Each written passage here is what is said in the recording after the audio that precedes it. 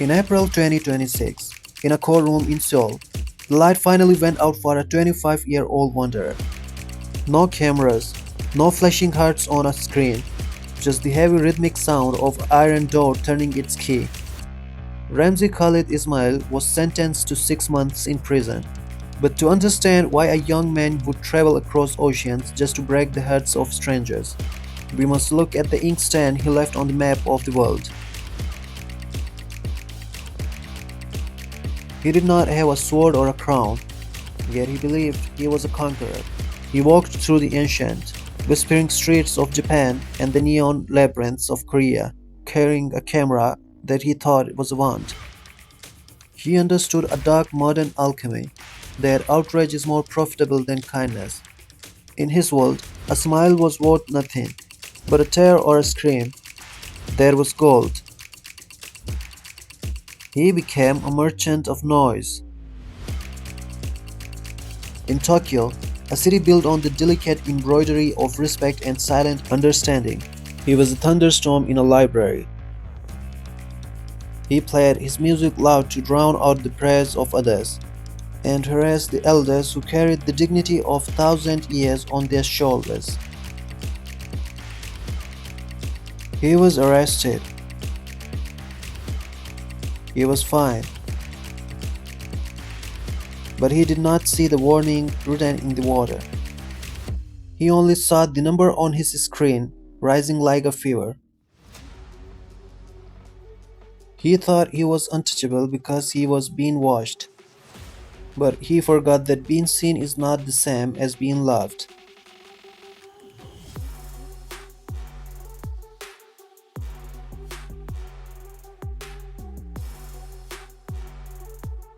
Then he arrived in South Korea, a land that knows the weight of memory.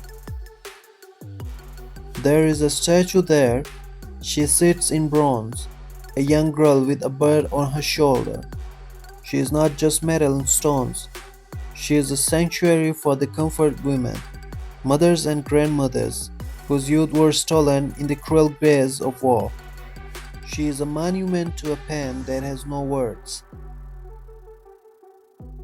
Ramsey Khalid Ismael saw the sanctuary and saw content. He danced. He made sexual gestures. He kissed the cold bronze cheek as if it were a joke. In that moment, he did not just disrespect a country. He wounded the collective memory of a people. He tried to turn a nation's tears into a meme. But some things are too sacred to be used as a fuel for the algorithm.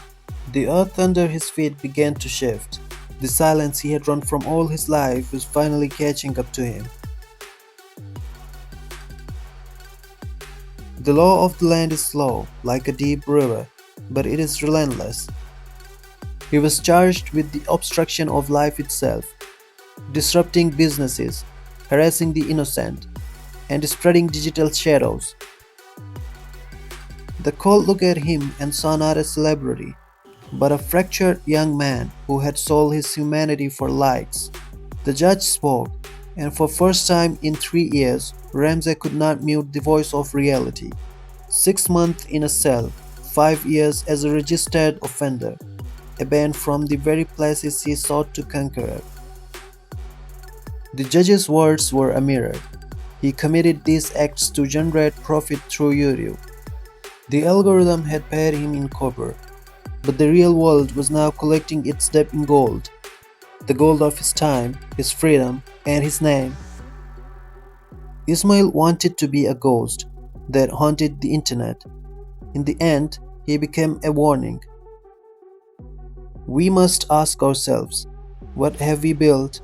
If a young man believes his only value is found in the anger he causes others. The internet is a desert that forgets its own storm by morning.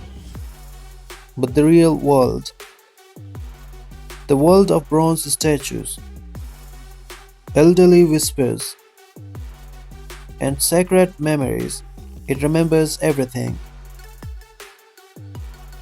He wanted the world to watch him. Now, in the silence of a cell, he must finally do the one thing he feared the most. He must watch himself. Because the internet is built on sand, but justice is written in stone. What is the price of a stranger's attention? Let us reflect in the comment and subscribe for more stories from the world we live.